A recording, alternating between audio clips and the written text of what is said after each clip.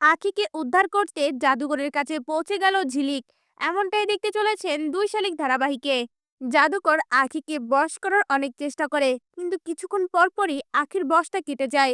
এটা দেখে জাদুকরও অবাক হয়ে যায় আর মনে মনে বলতে থাকে, এই প্রথম আমার জাদুটা কাজ করছে না। যেভাবেই হোক এই মেয়েকে আমার বশ করতেই হবে, তাহলে আমি অনিমেষ রায়ের উপর প্রতিশোধটা নিতে পারবো। অন্যদিকে ঝিলিক তার পেয়ারেলাল ও আখিকে খোঁজার জন্য সেই অনুষ্ঠানের আশেপাশে সিসিটিভি ফুটেজগুলো চেক করতে থাকে।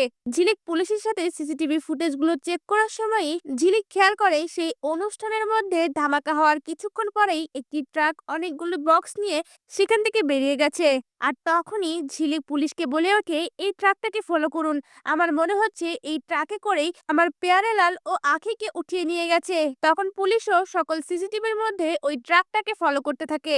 এরপর দেখা যায় ঝিলিক ছদ্মবেশী জাদুঘরের বাড়ির লোকেশন পেয়ে সেখানে পৌঁছে যায়। আর বাড়ির মধ্যে ঢুকতেই আখিকে দেখে অনেক খুশি হয়ে যায় আর দৌড়ে আখি বলে তার কাছে ছুটে যায়। তখন আখি অবাক দৃষ্টিতে ঝিলিকের দিকে তাকিয়ে বলে ওঠে, আমি তো আপনাকে চিনতে পারলাম না। আর আমার নাম আখি না, আমার নাম রেবেকা।